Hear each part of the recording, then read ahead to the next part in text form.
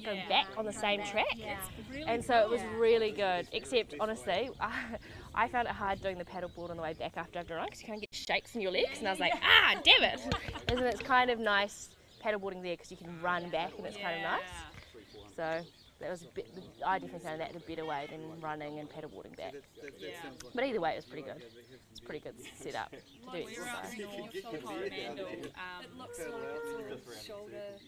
Yeah, but I feel like it's more. Stabilizing muscles. I actually would I'd get like toe cramp. I'm like, oh, I've got toe cramp. So I feel like it was just almost like, so it's the more stabilizing. Because there's not a lot of resistance when you paddle. It's just the. I feel like in kayaking you'd use more of your like shoulder and arm thing, but I didn't feel it as much. Yeah, it's good. I destroyed myself coming in on a wave. Like the it's kind of gone now, but the wave it didn't look like a big wave, but then I was like, oh, it's fine. Well, on the paddleboard. Yeah, but then I was too far forward on the board, so the board just went like this, and I was on my knees, and I just like grated down. No. And it was so embarrassing. All these people saw, and there's blood just pouring down my knees. No. Yeah, because that's the thing actually. Yeah, because we didn't do a lot of we didn't take the paddleboard out so much. Come on. Hi, I'm just here. Is that a good angle for you? We're on the Esplanade. All good. Oh, mud and everything everywhere. And then as soon as person stopped and said, oh my God, that looks like a real tumble. Because it was. At high speed, well, not high speed, but you know when you're running and you fall, you pick some real momentum up. Yeah, I've got a good graze up here because I went down the bank of a trail. So I just tripped over a root and just went skidding down, and I was like, oh my gosh. And I was really early on in the run. So again, same thing. I ran past a lot of people, and it was just like blood pouring down my neck. And I did this like, tried to do like the cherry, like good morning, and they're like, oh hi.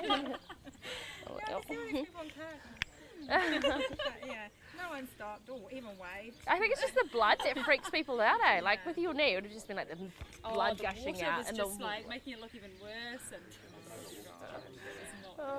so true. Paddleboards are so big. If they get between I know. the wave and the shore, you're between the shore and the paddleboard. The paddleboard just... And they're actually quite heavy, eh? They're kind of like, they're big things, eh? It's good. Was your paddleboard a blow-up one? Nah, my dad's like, he's stuffed both his knees, so he can't do anything. So he's paddleboarding like his thing now. So he's got two, and one's like a cruisy flatwater one. Yeah. And one's a kind of surfy. Yeah, cool. Okay, yeah. So that would be good for the waves and stuff. Yeah. Because I didn't take the paddleboard out when we went to Coromandel. We didn't take it up that way. So I feel like because we have a blow-up one. Yeah, and I wonder if it just wouldn't be that great on the waves, you know? Yeah, I've been on the blow-up one in the waves. Yeah, it wouldn't be that good, eh? We did up in Cook's Beach, and there's a guy up there who does it, and it does it on the waves. Yeah. So it wasn't not big waves. It's good. I wonder if it's nice rolling. Yeah. Kind of and once you get out from the breaks, much you won't miss so much. Flat. Yeah. Is it too boring when it's completely flat? Nah, it's really it's nice. pretty And good. it's good because you've got this vantage point so you can see, like I saw a stingray go past. Yeah. Saw a few flounder in the estuary. And it's great, eh? It's a good time. Yeah, it was good. Stephen, my husband, his aim was to try and nail a handstand on it when I was out. So that was a summer project. He managed to get a headstand, so he went down a level, but nailed that by the end of it, which was pretty impressive. So that was pretty cool. It's amazing how even just sitting on one foot man, on them, like just immediately definitely. So when he nailed that, it was pretty impressive. Like we did stages. So there was one point where I was like literally in the water holding the board, like try and get some balance, and then like I would slowly let go. It was pretty cool. And then these kids saw us, and they were trying to have a go too. Came and joined us on the water. I was like, oh, it's pretty good. Cool. Yeah. All right. Are you on? Oh, we're on Facebook Live already. Oh.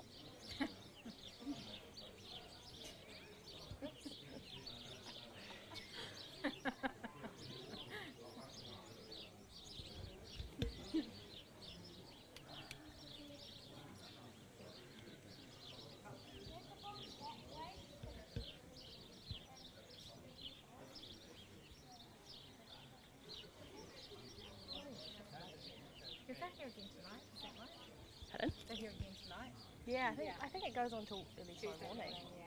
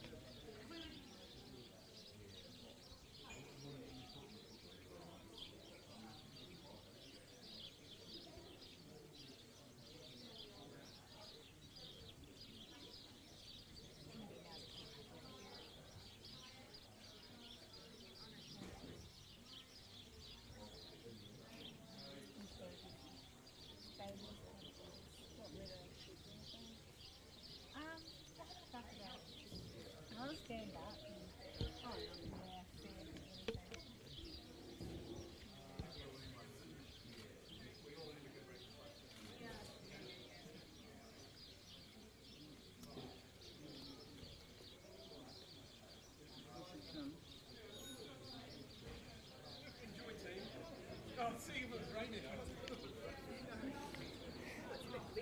It is.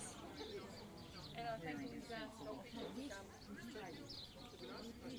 thought he was scruffy. It's just for our ears. All right. Oh, I feel like everyone's quite far away. No, don't feel obliged to come forward. If you've got a good shot, that's absolutely fine. Look, good afternoon, everyone. Thanks for making the trip again out to the Wairarapa to join us today. We've had a really productive full day session today. A combination of both planning for the weeks to come, the months to come, and the year to come. As I flagged with you yesterday, a key part of what we wanted to do here over these 2 days we're together is talk about what we do, what we are working on as a government, our priorities beyond the 100 days. And of course those priorities extend beyond just labour. We also have our coalition partner and confidence and supply partner as well, and those coalition agreements which give us a good steer around those priorities. But we've had that discussion here today. The next steps for me as leader is to take those forward, work with those partners on finalising some of the key things that we will use to hold ourselves to account. Part of that discussion, of course, is how do we help the public hold us to account too? We've got a really good example of the way that we want to do that in, for instance, our child poverty legislation, saying we want to make this a priority for government, saying what we'll do about it, and then saying how we'll help the public to hold us up to standard on that goal. We want to do that in more areas as well. That does mean we will, in the longer term, absolutely be replacing those better public service targets. Our view has always been that those targets didn't give us the systemic change that we need for some of those big issues we as a country face. And in contrast, a target like child poverty is a much more fundamental focus for this, the kind of government that we want to be. So we will be working on those over the coming weeks and months as well, but just to flag early on, we will be doing things differently in that area. Going forward for the next week and a bit, tomorrow we're meeting as a cabinet, and tomorrow I hope to announce in my post-cabinet stand-up decisions that will be made around the inquiry into mental health services. On Wednesday as a team we'll be travelling to Ardern, as I've said yesterday, an incredibly important year for the Ardern movement, and we're looking forward to being a part of the first part of those celebrations, commemorations that start that will be taking place on Wednesday. On Thursday, Cabinet committees are meeting. We will be looking then to flag what we will be doing in the employment area that was a part of our 100-day plan. I want to be clear, the majority of that employment work are in areas where the last government made changes that we disagreed with. So that's the predominant nature of those legislative changes we'll be making there. Whilst I won't go into the detail of them now, I will rule out that fair pay agreements are not a part of that piece of work. We long flagged that that was something we felt we needed to spend extra time working alongside both our union and business communities to make sure that we get that right. So we're putting that on a longer track. Friday, I will be travelling to Dunedin for a day of events and activities. On Monday, Auckland Anniversary Day, Laneway will be taking place. I will not be performing, I will be speaking, which probably speaks to a transition in my roles. I didn't know Laneway was known for political speeches, but there you go. Then we'll be reconvening for Cabinet on Tuesday, and we'll have a number of issues then that we'll be picking up to conclude our 100-day plan. By Thursday, of course, I will be travelling. Wednesday, I'm in Christchurch as well, and then giving a speech to wrap the 100 days a little bit early. On Thursday, I travel to Waitangi. The reason I wanted to mention that is I will be spending more than 5 days up at Waitangi. That is a bit unusual, but we've done that very deliberately. Waitangi is always about more than just one day. It's about our relationships.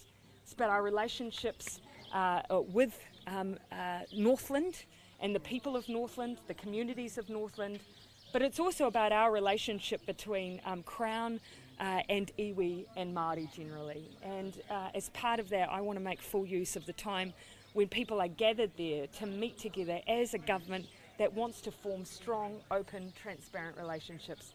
This is a fresh start for us, and I have to say that Waitangi feels like a fresh start in terms of the way that it looks like the commemorations will be happening up there this year as well, and I'm really looking forward to it, and we'll have a big part of the team with me too. So, questions?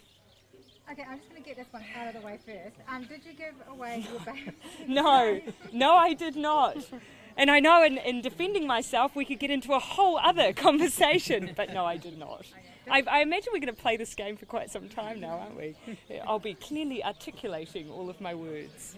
Just then on the employment legislation, and you said that the fair pay measures weren't part of that. I mean, is that, you're not sort of saying now whether there are any other things that are on the table for further discussion with business?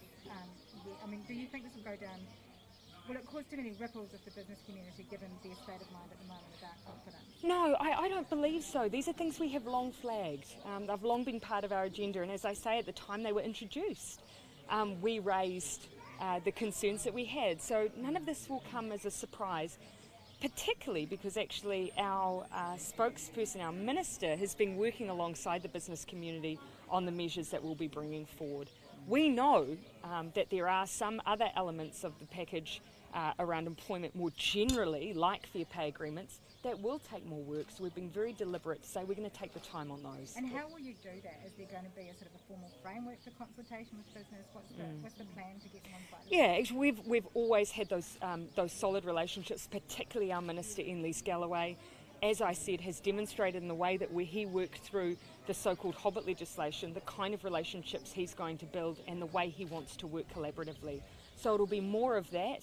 In terms of the way he wants to structure it, I'll make sure that he shares the way that he wants to develop that work program. In mind for that fair pay? Not one that at this stage that I'll share. I'm certain that the Minister, because he's working through his priorities for the year, I'm certain that he has one. On the targets, how do you view your targets being different to the current BPS targets? Yeah, as I've outlined, I mean, there's some examples. For instance, we were critical of past targets on rheumatic fever that only sat with the Ministry of Health.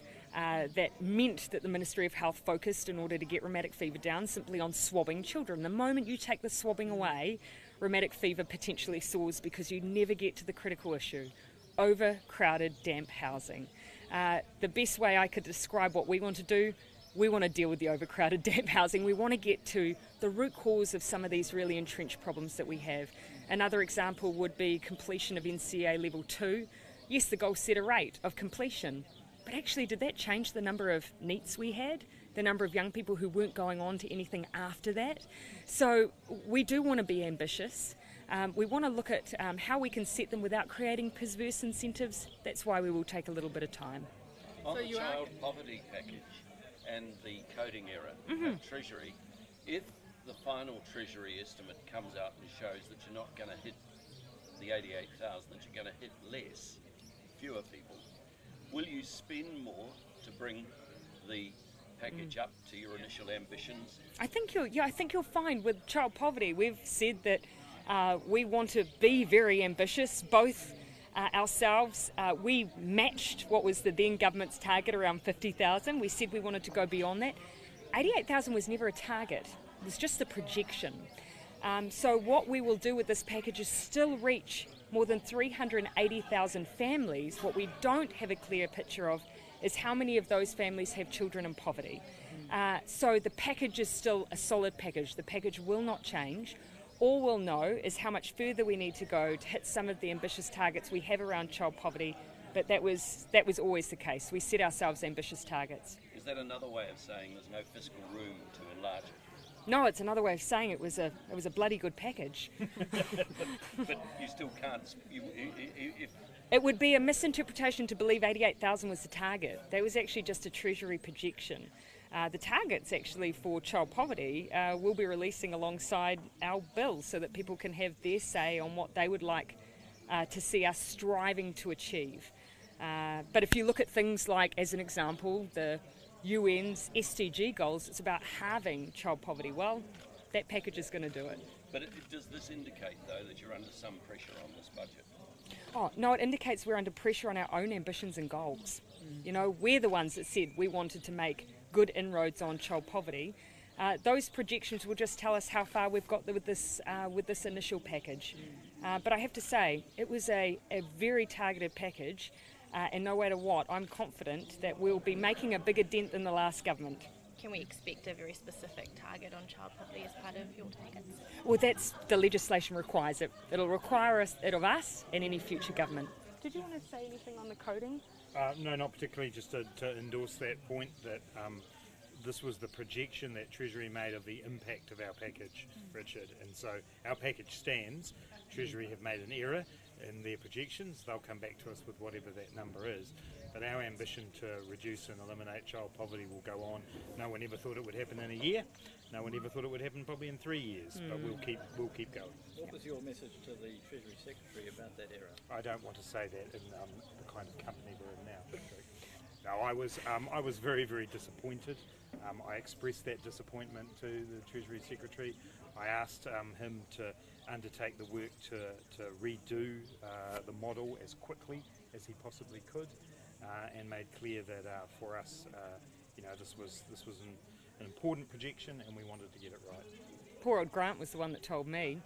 So, just on the child reduction targets. Yes. So at the time that you reveal your legislation, are you also going to reveal what your targets are? Yeah, look, thereabouts.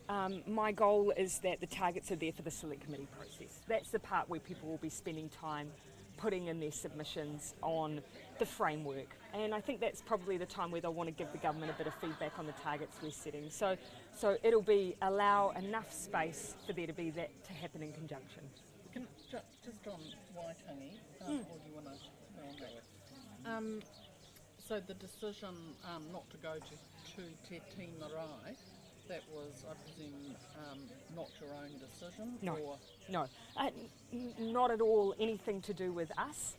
That was a decision, as I understand, made by the Waitangi National Trust and the Commemorations Committee, as I understand it. So, are you relieved though? Oh, look, I would go to Waitangi happily either way. I would have been there. I've been every time I've been, it's been TT, I would have been there either way. You're giving us more of a sense of where you're getting to on water, both quality of drinkable water and also rivers and streams. Yes, I hope to get an update from our Minister Clark, when we return, we asked that he give an update to Cabinet in the new year around progress against the numerous recommendations that came back to us as a part of the report. Also, our Minister for Local Government's been working on this area as well, so I expect an update when we resume. National policy statement review on freshwater bodies? Yeah, national policy statement, again, an area for our Minister for the Environment.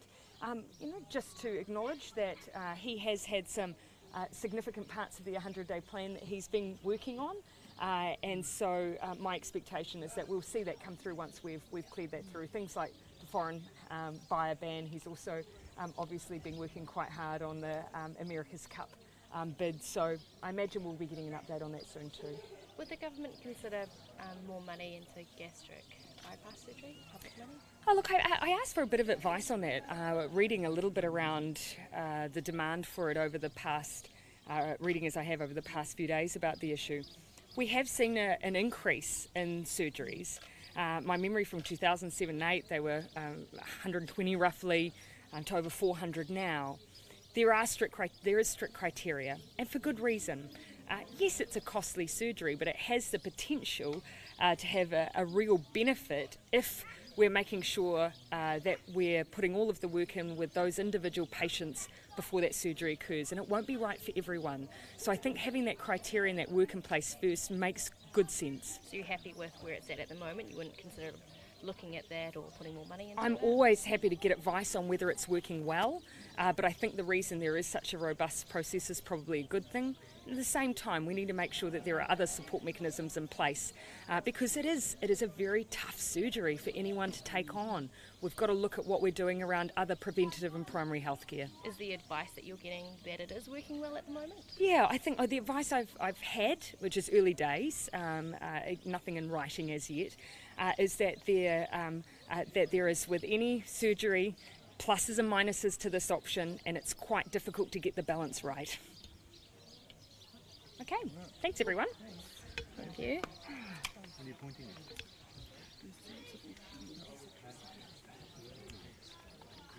Oh yeah.